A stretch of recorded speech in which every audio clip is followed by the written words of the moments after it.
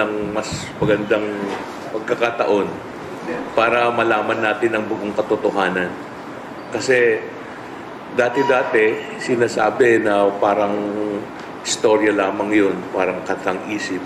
But it seems ngayon na it appears na parang meron ng supporting real evidence on the ground na nagpapakita na makatotohanan at kapanipaniwala itong siniwalat sa atin ng whistleblower na to.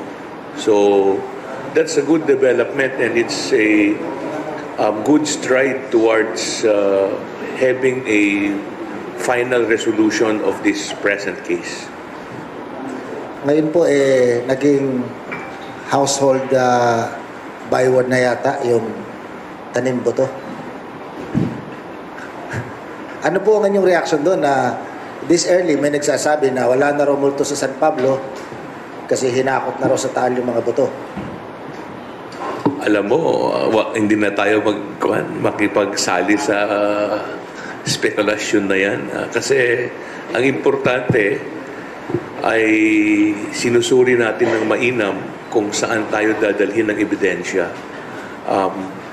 Trabaho lamang ho to, wala namang personalan to eh. Kung ano man ho yung saan kami dadalhin ng ebidensya at kung dapat na managot, yun lang naman ang dapat natin gagawin. Sige po. As of now, ano po ang estado nito? Mayroon na bang affidavit? May preliminary na isinabit sa piskal o wala pa? O kailan kung wala pa? Wala pang formal na complaint.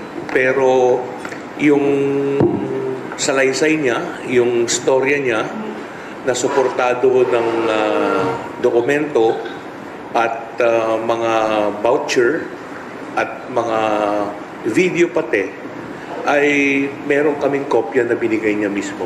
So may kopya siyang binigay sa CIDG, meron din siyang binigay sa amin. At ito ay kinukumpleto na lamang. Kasi para bang kailangan mo kasing buuin yung yung buong storya eh. Merong mga importanteng bagay pa na dapat mapunuan para kompleto at komprehensibo ang pagkalatag ng buong kaso kung merong mang kaso. Kasi ang importante dito ay yung matukoy natin kung sino yung may kasalanan, kung may ebidensya man, at kung ano yung pwedeng isampang kaso sa kanila. Ang guidance kasi namin under the case build-up rules at saka yung mas mataas na antas ng pag-file ng kaso, yung threshold of evidence na tinatawag, probable cause naging prima facie evidence with reasonable certainty of conviction.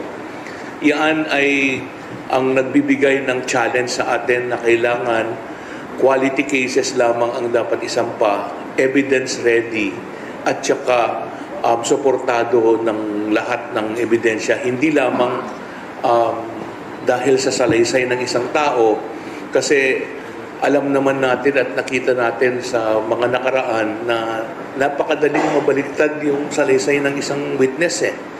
Yung recantation, sira na kaagad yung kaso mo. Kaya we are exerting all effort na yung ebidensya natin ay hindi lamang nakabatay sa salaysay ng isang tao, kundi yan ay merong supporting evidence na real object evidence. Kasi yung real and object evidence, napakahirap na galawin yan eh, na impluwensyahan.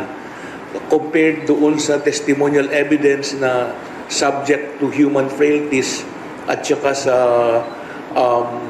memory lapses ng tao and probably influence. Kaya yun ang number one na habol natin. And i-konteksto din natin ngayon na ang focus nga ng ating law enforcement at saka prosecution ngayon ay yung magkaroon tayo ng Forensic Institute. Kasi sa mga nakaraang panahon, yung prosecution and investigation natin, criminal prosecution and investigation, base lamang yan sa sa haka-haka, sa gut feel experience ng isang investigador, ng mga pulis. Ngayon, kailangan yan, merong science-based, merong ebidensya. At yun ang tinutumbok natin ngayon doon sa pagkakaroon ng Forensic Institute. Kaya meron mga training tayo, meron yung Minnesota Protocol, meron yung pagpupunta sa ni na Secretary Remulla, pumunta sila sa Argentina at saka sa Brazil para mapalakas at mapalago ang kakayahan natin sa forensic science at saka mapalawak ang forensic pathology capability natin. Pero as far as DOJ is concerned, wala pa po nasasubmit na sworn affidavit si Mr. Patidongan. As of now, wala pa. Pero yung documents at yung explanation, meron na. Kaya nga, nung pumunta siya sa amin at pinakita yung lahat ng dokumentong meron siya, voucher, tapos kasama yan ang mga video, at kasama din yung salaysay niya, na hindi naman yan in writing pa na hindi pa kompleto, kumbaga. As we know it, na may affidavit, wala pang ganun. Pero ang importante diyan kasi is madali namang pumirma ng isang salaysay, pero ayaw nila na hindi kompleto. Kompletuhin muna para yan ay kaakibat doon sa case build-up na requirement bago mag-file ng kaso. Sir, yung binanggit nyo kanina, wala pang formal na complaint sa ngayon. Formal na complaint against what? To be specific. That's exactly it Kasi pag gumawa ka ng formal complaint, nakalatag na lahat ng storya mo. Maliban sa storya mo, may ebidensya na yan. At may ebidensya na yan, may mga pangalan na. At kung ano yung ginawa nila, ano yung krimen na ginawa nila, ano yung partisipasyon nila, may ebidensya ka ba, dapat mo bang kasuhan, ano ba yung dapat mong ikaso. Ito yung mga issue ngayon yan na pag-uusapan pagkatapos ng masusing pag-aral ng lahat ng mga nakalap na ebidensya. Sa ngayon kasi, kinakalap pa lang natin. We are on the collation stage of these pieces of evidence. And we are in the process now of trying to strengthen the case or cases that may be filed. Kasi mahirap yung speculation lang Madali ang mag-usga, madali yung magturo, napakahirap yung magbigay ng pruweba. Lalo na proof beyond reasonable doubt ang pinag-uusapan dito. Ito bang case build-up na ginagawa nyo? Naka-specific ba to kay Mr. Atong Ang and Gretchen ba? Specific na nakatuon kay Mr. Atong Ang and Hindi. Ms. Gretchen? Wala kaming tinutumbok. Kung ano man ang kahihinatnan ang investigasyon at kung sino man yung matutukoy na siya ang merong kinalaman dyan, sila ang dapat managot. Wala, it's not personality driven. There is nothing personal about it. It's more on trabaho lang ito. At ang hinahabol natin yung ebidensya. Napakahirap nga dahil hindi naman basta-basta kasi na magsampa ka lang ng kaso kasi wala na yung probable cause dati na isampa mo na lang, bahala na si Batman later on. Hindi na ganun ngayon Kasi pag ginawa mo yan, ikaw bilang prosecutor, mananagot ka ngayon sa amin, yung sa prosecutors, yung prosecutors integrity board na tinatawag namin kasi sila mag-explain at sila ang magsasabi na may ebidensya.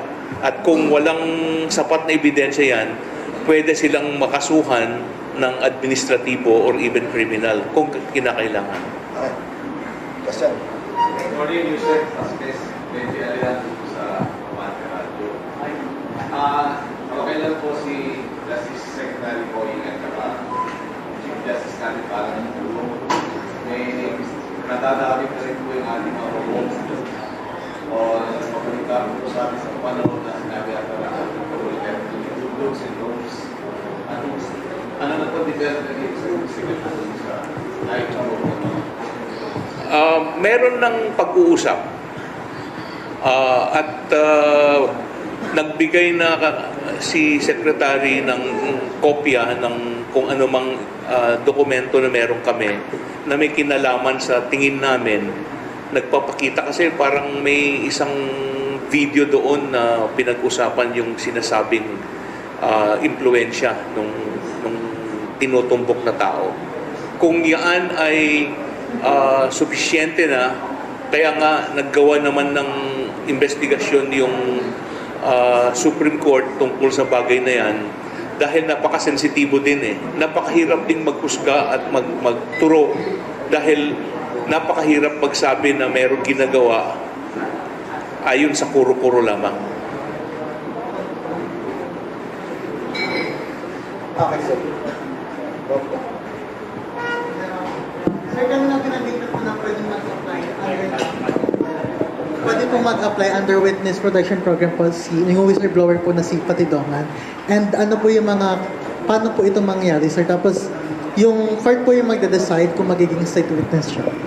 Yes, yung lahat naman kasi na pwedeng interesadong maging ward ng WPP, kailangan mag-apply yan. At siya ay mag-undergo ng proseso, yan ay ongoing ngayon na ginagawa sa kanya. Pero sa ngayon, sa kasalukuyan, siya ay nasa kustudiya ng protective custody ng PNP. At kami naman, binibigyan namin siya ng karapatan na magdesisyon kung saan siya komportable. Kasi yung pagkakaroon ng comfort and kumpiyansa ba doon sa umahawak sa'yo, napakalaking bagay na yan. At sa ngayon, malakas ang kumpiyansa niya sa mga PNP na may hawak sa kanya. Kaya pagdating ng panahon, kung once na na-approve yung application niya, ready naman kaming magbigay ng lahat ng suporta, ng security at saka safety niya at ang pamilya niya kung kinakailangan. Ivy. Hi, Yusek. Ivy Rez from Billionaire po. Sec Remulia recently said that apart from the 15 identified cops allegedly involved, meron pa raw pong 25 to 30 na tinitingnan. Nagbago po ba yung number na yun and may development po ba? Sa angle na po yun. Everything is fluid eh. Sa ngayon kasi, yung numero nga na 15 na sinabi, yan ay initial lamang eh. Potentially, habang lumalalim yung pag-aaral at pag-imbestiga, lumalawak naman ang intindi natin sa nangyaring bagay na to, malamang baka madagdagan. Pero kung darating man sa panahon na magkasanga-sanga yan at lalong nagiging madagdagan yung mga pwedeng kailangang maimbestigahan pa o makasuhan, hindi naman namin titigilan yan. Follow-up lang po. Yung mga sako po na buto na nahanap to Thursday, clarification lang po kung certification today po ng mga nahanap na yun.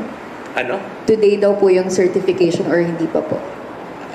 Kahit noong pagkakuha pa lamang, sinubmit na yan sa forensic offices ng PNP at saka CIDG and NBI para tuloy-tuloy na pag-aralan kung yan ay labi ng tao o labi ng hayop. At once na ma-determine kung labi ng tao, yun, papasok na ngayon yung matching niya sa DNA ng mga pamilya.